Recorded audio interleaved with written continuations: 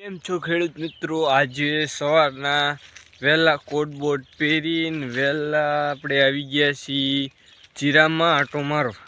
તમને જીરું પણ બતાવી દઉં, કાલ ઉપાડવાનું ચાલુ કરવાનું છે, ઢગલો પણ બતાવી દઉં. જીરું મસ્ત સુકાઈ ગયું છે, તમને પાછળનો કેમેરો કરીને એકવાર બતાવી દઉં તો તમે જુઓ જીરું.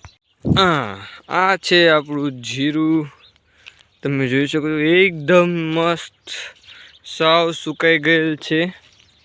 મસ્ત કોક અમુક છોડવા જ લીલા છે, બાકી તો જીરું સુકાઈ ગયું છે.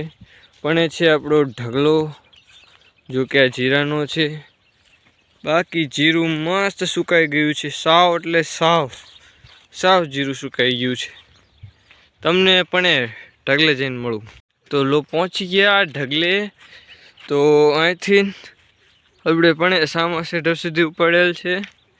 આટલું જીરું છે, બતાવી દઉં કેવું છે તમને પણ. ઢગલો કેવડો નાનો એવડો છે, પણ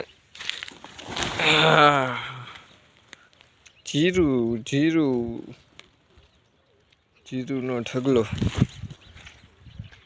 આ છે જીરું. ઓલી ઝાડ પાછળ આપણા ઘઉં છે, એ પણ જોઈ આવી એકવાર કેવા છે.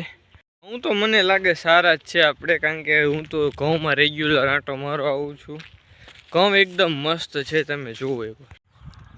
આ છે આપણા ઘઉં સુકાઈ ગયેલા મસ્ત એકદમ. આટલામાં છે આ ભેંસોનો ચારો રચકો છે. બાકી ઘઉં તમે જોઈ શકો મસ્ત સુકાઈ ગયા. ઘઉં તો તમે જોઈ લીધા. ઘઉંમાં 1 થી 2 દિવસમાં આપણે કટર આવી જશે. લાંબો ટાઈમ નહીં થાય, 2 દિવસમાં કટરનો વિડીયો પણ તમને શેર કરીશ, જોઈજો મસ્ત. અત્યારથી એડવાન્સમાં અમારા ગામમાં તો કટર આવી ગયા છે ઘઉં વાટવાના. ઘઉં તો હજુ પાક્યા નથી, પણ કમિંગ સૂન એડવાન્સમાં. તો જોઈ લો એકવાર કટરવાળો વિડીયો પણ હજુ અપલોડ કરું પછી. ત્યાં લગી ચેનલને લાઈક કરો, શેર કરો અને સબસ્ક્રાઈબ કરો. હું જાઉં છું, બાય.